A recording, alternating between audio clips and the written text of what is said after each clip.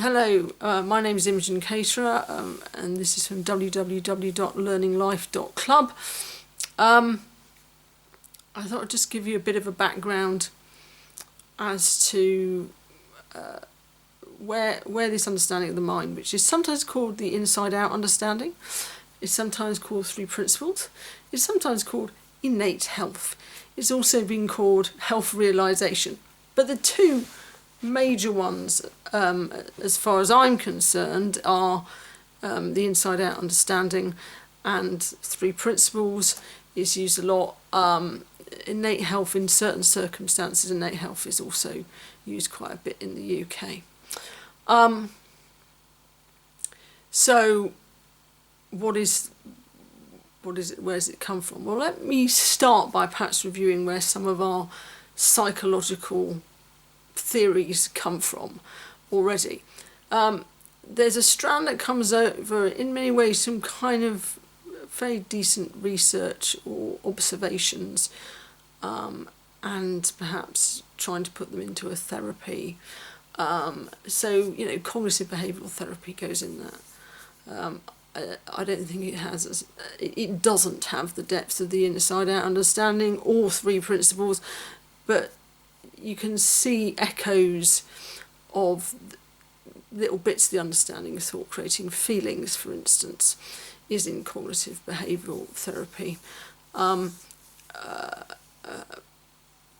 But you also get a strand basically started by Sigmund Freud on going back into the past and that being terribly important, the evidence base of which I don't think much of, but there we go.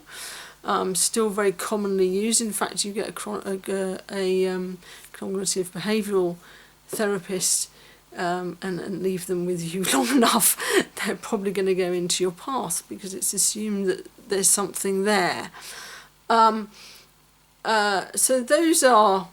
that's one area that psychology comes from. There's another one which I'll call water cooler psychology, because it's kind of what happens at work, basically. Oh, he or she is like this, that and the other. They've got these problems, they're a lifelong bachelor, etc., etc., etc. That sort of talk, that sort of analysis of people, which is made up and which is, in my experience, way too dependent on whoever's talking's mood. That happens as well, and we often take those views actually really quite seriously and take them off. Oh, my boss is difficult because so and so says they're difficult. Evidence-based, poor, but commonly believed. And what does three principles do, and where does that understanding come from? Well, it comes from insights, which can be unpacked as a sight from within into how the mind actually works. Now, I do mean the mind, I don't mean the brain. The brain is all sorts of very interesting neuroscience, which actually tends to back up three principles. But the mind is what powers the brain. It is a force behind the brain. And there are known ways it behaves and known ways it interacts with our thought system. But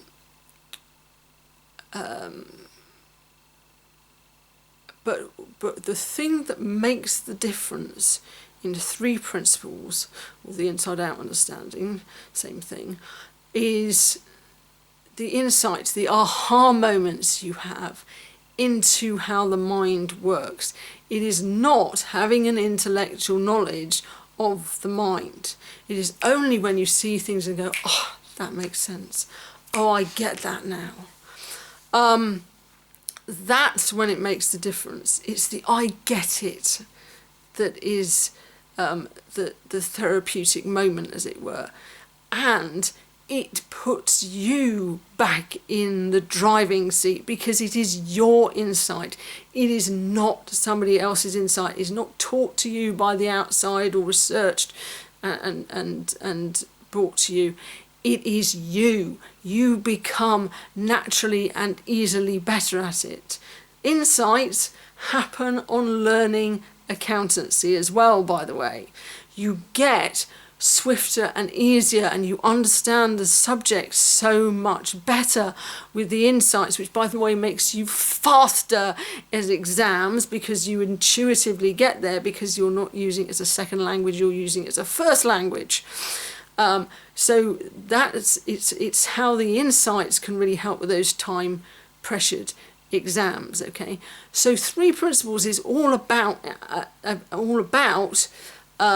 insights, either insights into how the mind works, which will increase your grounding and understanding of the 3 principles and naturally make your life easier across a wide range of areas, or it's insights into a very particular bit, like how on earth you do consolidated accounts, for instance, okay, which will make that little bit of your life so much easier, because you'll have an intuitive understanding of it, which works so much faster than continually having to think things through, particularly under exam pressure. So that's insights. Insights have a variety of power and effect. Sometimes they're actually quite dramatic, and sometimes they're not, but they actually change a lot of your life in them. You don't necessarily even detect that they've happened necessarily, but your life does change.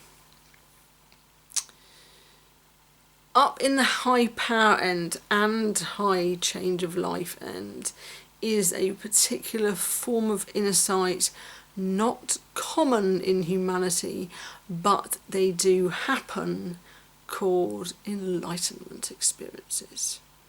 Now, these are highly regarded in the Eastern world, Eastern religions, but they are not the exclusive domain of Eastern religions at all. They are occasional freak happenings, as it were, in across humanity, and you can potentially have one at any moment, even though you may have no religious and no spiritual background at all.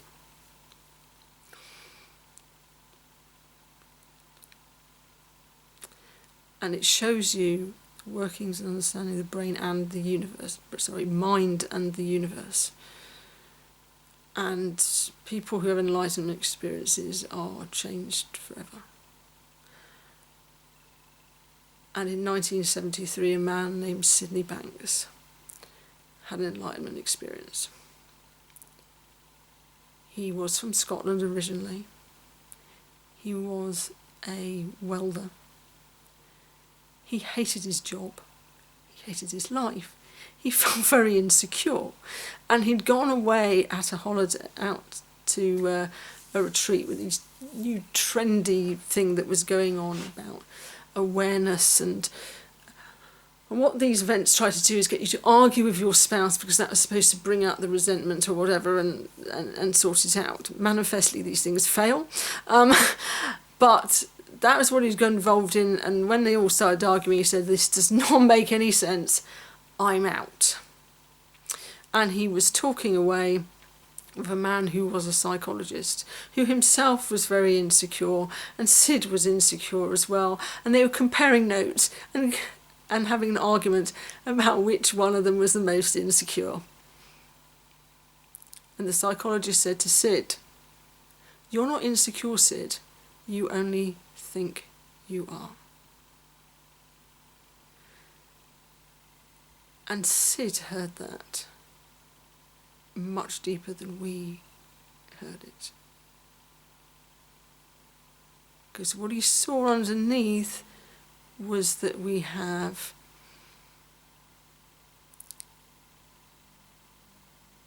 an innate ability to pick ourselves up. This is a far shallower version than what Sid saw. But we have an innate ability to pick ourselves up.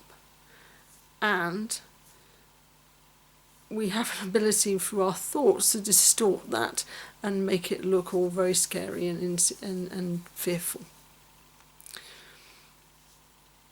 And he went on and he went deeper into that enlightenment experience. And when he came out, he could see that he'd got something that could really help humanity. Now, he actually spent 10 months continuing being a welder. Because when you have this understanding, you start seeing your life more guided, and he just wasn't guided to leave, so he stayed. They had difficulty recognising him at times because so much of the strain had drained from his face they couldn't recognise him. They knew him as Scotty, Scotty he remained, but he was a man who used to moan about what he had to do at work, and then suddenly he took on all the nasty jobs, supposedly nasty jobs, and happily went and did them. Anyway, eventually he got the signal to leave, and he began speaking. Didn't know where his first audience came from at all, but he began speaking, and people began listening to what Sid had to say. One of the early ones was Jan Chipman, who was at the brink of being divorced, or certainly heading that way, being divorced from her husband, Chip Chipman. And even Chip makes remarks about his name. So they were brink of divorce, and then Jan came across Sid. And it changed, and things changed for the both of them. And the last time I saw them, they were going off to celebrate their 50th anniversary, wedding anniversary. They were nearly divorced at 7 years, and yet 43 years later they were still together. Sid incidentally died in 2009.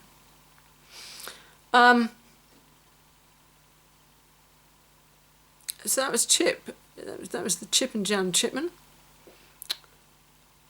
Later on, the word started spreading out that there was something interesting going on in Salt Spring Island in Canada where Sid lived. And then the psychologists started showing up. First two on the island, George and Linda Pransky, spoke to Sid. I'm not totally convinced. And went back and talked to Roger Mills, who Linda describes as appropriately cynical. And Roger Mills went to the island and talked to a few people and thought Sid was real. And he listened and he said, my truth meters says this is true, there's something here, there's something about the certainty of Sid. And he commented about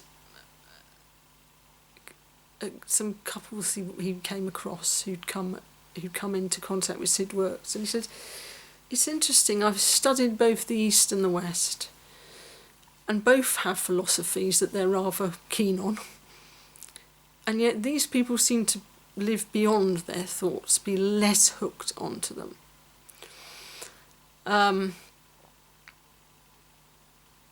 Roger Mills later on went and did some great community work. And in an estate described as having all the problems of the inner city without being in the inner city, and really transformed the place with this understanding.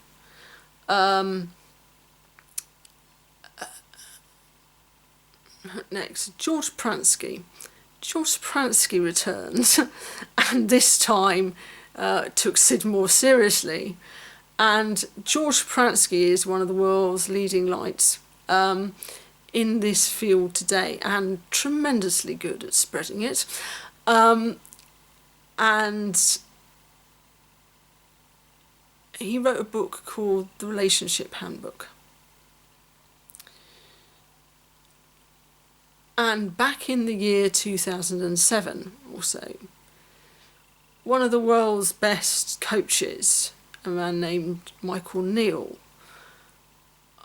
who was trained in NLP, had trained alongside some of the founders of NLP, and had got some good results with NLP, really.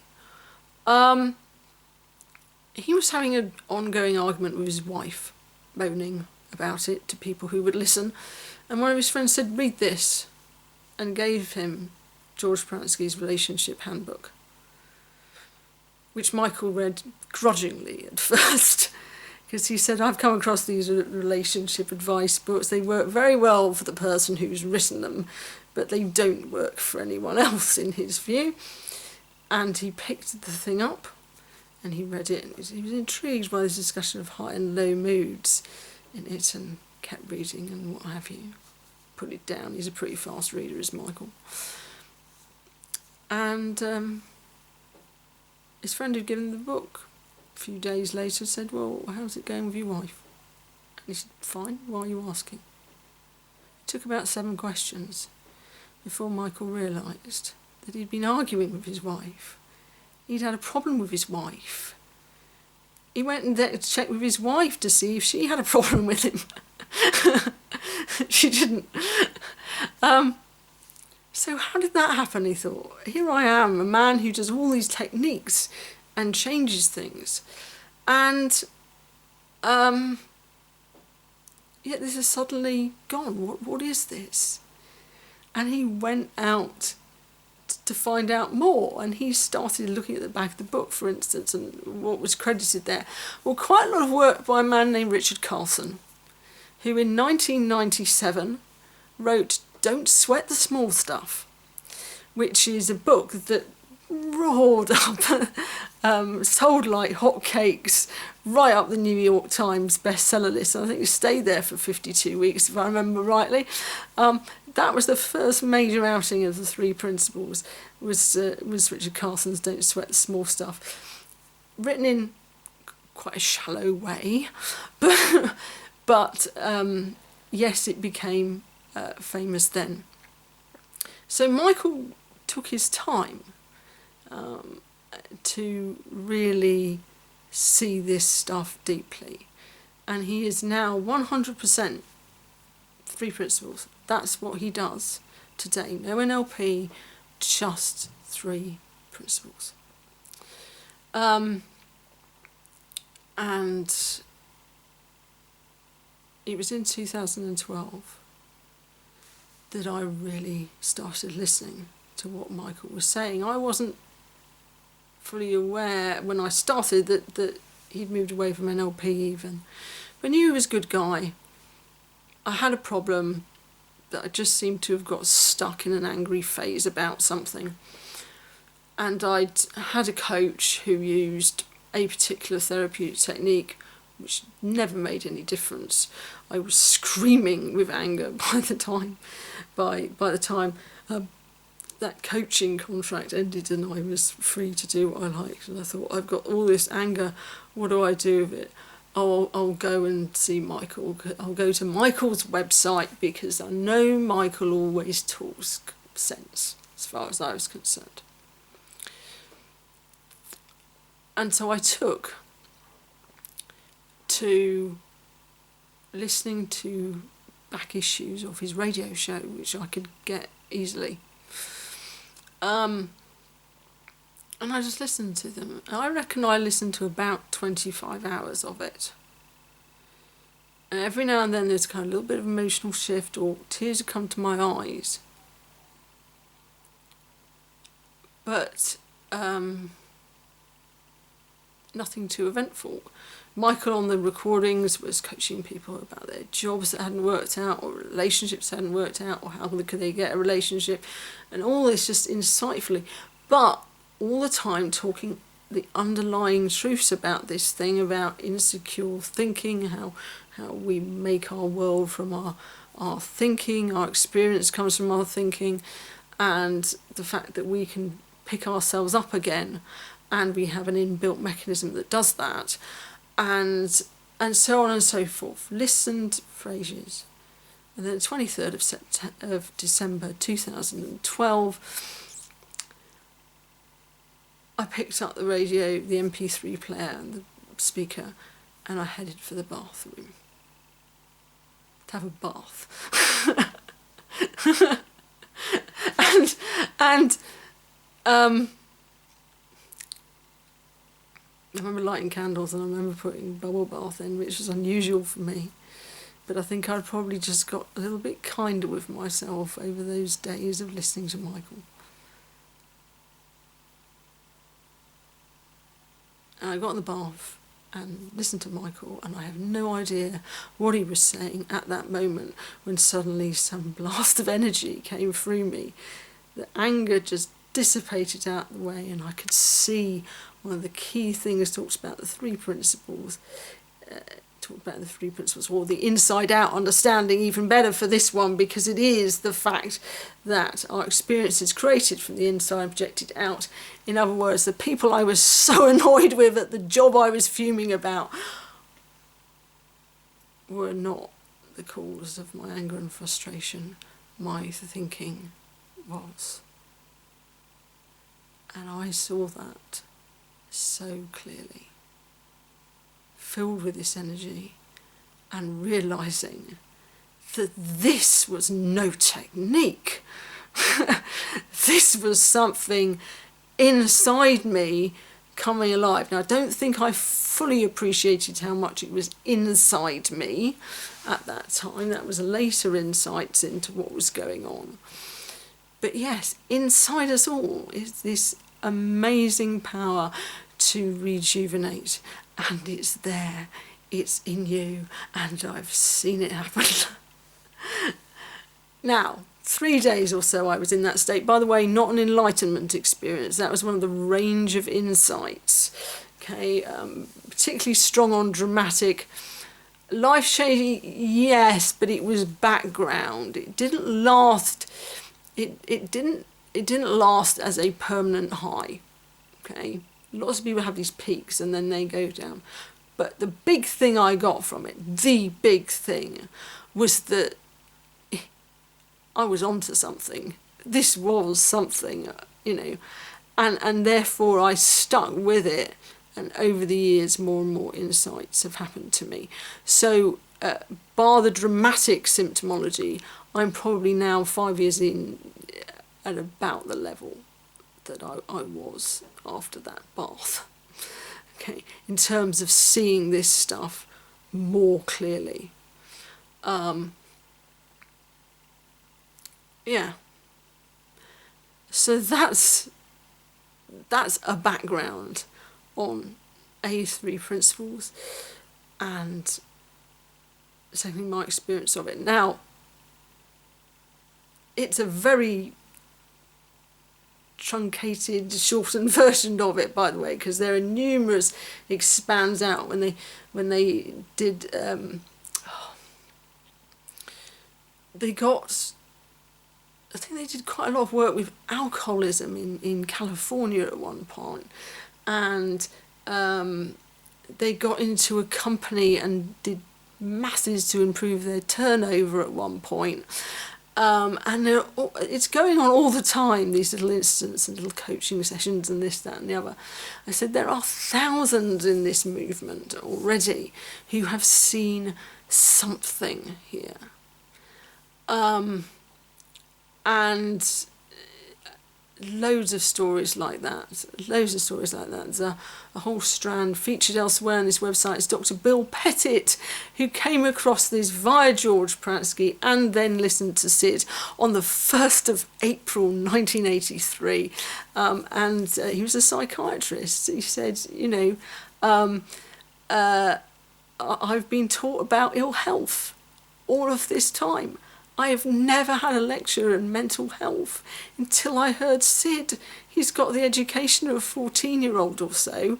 And I said, and yet he taught something very powerful to a psychiatrist who's gone on to produce some amazing results. You know, there are loads of strands just like that. But I did think I'd mention Bill, considering he's in a video elsewhere on the site. So I hope that gives you some idea of where this comes from. This is not made up, calculated and figured out. It is through insights, and I am as good as the insights I have. I can listen to Sid and through him, through pointing to him, through listening to him, I get more insights. But I can't just copy Sid, because the insights have to be mine. Otherwise it's all very false and fake, and nobody really would listen to me or change if it wasn't for those insights that have come to me. Another thing you'll find is that everyone who really knows these three principles isn't going to take personal credit for how people change. Bill Pettit actually said, whenever I make it about me, the effect completely disappears. We're pointing to something. We're pointing to something really powerful that is in you, okay? So yes, I do have to occasionally get up and do videos and build websites or whatever to reach people and say, I'm here, there's something here I can show you.